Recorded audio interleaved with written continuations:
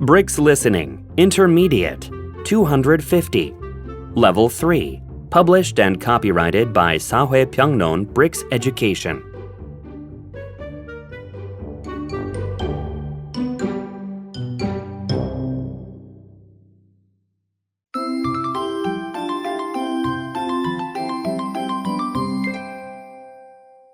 Actual Test 1. A. Check vocabularies. You will hear a bell sound during each dialogue. Choose the appropriate word to complete each sentence. Number 1. Max, let's play some board games. I don't like those boring kinds of game. I would play fighter games. Number 2. We must protect our environment first and foremost. Right, we need to. Our Earth. Number 3. Excuse me, but which way should I take to get to the central library? This way. It's a... so you can save your time. B. Describe. Listen to the following dialogues, then choose the picture that best answers the question for each dialogue. Number 4.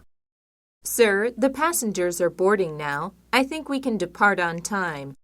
I see. When they're all in the cabin, please introduce the safety and emergency procedure to them. Yes, sir. I'll make sure to explain the instructions carefully to our passengers. Number 5. Alex, could you go buy some ingredients for an omelet? I need some eggs, carrots, and ham. Okay, Mom. After I come back home, I'll help you set the dinner table. Thanks, Alex. That's very kind of you. C. Respond. Listen to the following dialogues, then choose the best response for each last statement. Number 6. Sally, did you study for tomorrow's math exam? Yes, I am really determined to get a scholarship this time, so I've been preparing for a month. That's great. By the way, why did you suddenly change your mind? You were not that interested in scholarships before. I have 2 reasons. Number 7. Honey, did you shuffle my papers? I can't find my job application form. That's because you already have it with you. Jack, are you nervous? For sure. I broke a mirror this morning, too. I just know I'll not be able to get a job again. That's nonsense. It's just a silly superstition. I know you'll do well. D. Comprehend. Listen to the following dialogues or passages, then choose the best answers. 2 to 3 questions for each talk. Numbers 8 and 9. Psst, Alice, why aren't these people clapping? Shouldn't we clap after the music has finished? It's a common courtesy in a classical music concert. Audiences usually clap after all the movements are over. A movement? What is that? It's a section of a symphony. This one, Beethoven's 9th Symphony, has 4 movements. I see. Then we should clap only when the next 3 movements have finished, right? Yeah, you hit the nail on the nose. Numbers 10 and 11. According to the Environmental Protection Agency, the U.S. produces about 220 million tons of garbage each year. To engage students in reducing trash and preserving our Earth, our club, Green Girls, is having an essay contest this week. The general guidelines are as follows.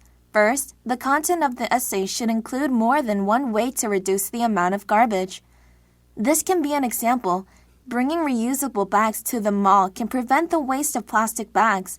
Next, the essay should be intriguing enough to increase students' interest. Lastly, participants can submit their essays to the club room on the 4th floor or upload them onto the contest section of the club's homepage. Numbers 12 and 13. I went to a video art fair last week, and it was fabulous. All the TVs were so brightly illuminated. That must have been cool, but I didn't know you were interested in art. I'm not. My uncle invited me to the fair because he was showcasing his works. He's the video artist John Wells. John Wells? Wow, I'm a big fan of his. He's an incredible artist, you know. He graduated from the prestigious art school, Cooper Union, right? Maybe. It sounds like you know more about my uncle than I do. I guess so. I really love his innovative and spontaneous works. Could you introduce me to him? Numbers 14 to 16. I'm from the US, but I live in London, UK. Since English is used in both countries, I was glad that I didn't have to learn a foreign language. But I soon realized that British and American English were different, like apples and oranges. Although I got accustomed to the other aspects of living in London, I still found myself struggling to understand British English. One day, a girl who likes to show off invited me to her house. When I arrived, she said, The majority of average houses don't have a cellar, but my house does. I can store wine or even food, such as bangers and faggots. A cellar? Bangers? Faggots? What did they all mean? I wanted to ask her, but I didn't. Instead, I referred to a British-American English dictionary on my cell phone. It turns out that a cellar means a basement, bangers, sausages, and faggots, meatballs.